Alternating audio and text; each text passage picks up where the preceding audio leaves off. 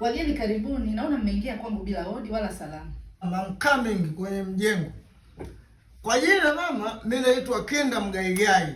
Huyu mwenzangu anajiita Mshua Kipara, aka wanamuita Kitwa Ududu. Anaongea huyo. Utambulisho umekamilika. Sana. Sasa ndugu yangu, mimi sitaki kuongea sana. Mwaga siasa. Sio yupo kwenye kampeni. Mwaga siasa. Sikia sasa nikwambie. Labda sisi tu tusizunguke mada sana. Humu ndani kwako sisi tumeona kuna mzigo ambao tunataka tuutoe. Safi. Unakaa hapa bila kazi yoyote. Safi. Una mdogo wako hapa ambaye ndio huyu sisi tumetaka tumuoe. Maana tumeona kapa sasa hapa. Msaidie dada yake kubeba huu mzigo, maana alituambia hapa ni kwa dada yake. Kwa hiyo sisi lengo letu kubwa tunataka tumuoe huyu hapa dada. Huyo. Sasa nyie mlishawahi kuona wapi watu wanaooa wako kama nyie?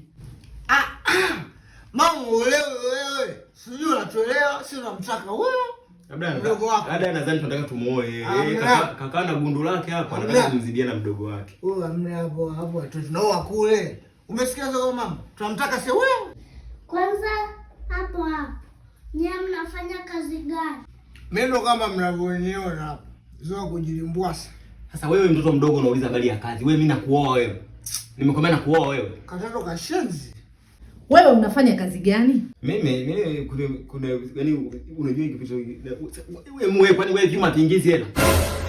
Mimi naokota machupa naenda kuuza pale kwa mkulia. Haviingizi hela. Nashangaa. Mama yangu, mama mdogo anaenda kufa njaa. Yaani huyu mlevi, huyu muokota machupa.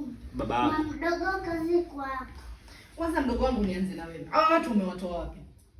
Mimi dada wote nimekutana nao tu njiani. Wakaniambia naishi wapi, nikamwambia naishi hapo na dada. Nashangaa kuwaona leo hapa. Sasa si ndio bahati yenyewe hiyo. Hajajua huyo. Yaani kiufupi hapa kwangu hamna mtu mnayemuoa wala mtakayempata. Kazi. Wewe bwana wewe tusibembeleze. Sikiliza nikwambie wewe mama. Wewe ulivyojiona una mgundu, unataka kumwambukiza na mdogo wako gundu ili usiolewe. Sasa sikiliza nikwambie. Sisi hatuebi chochote maana hatuna ziki na mtakuja kutukumbuka Mungu anyie.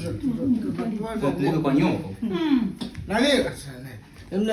Sikia sasa mshangazi nikwambia kitu kimoja vipi na umeolewa? Halo. Kama vipi tu tubadilishe. Nilikuwa nakutania wewe. Mama mdogo, gundu sio kutokuolewa. Gundu ni kuolewa na huyu.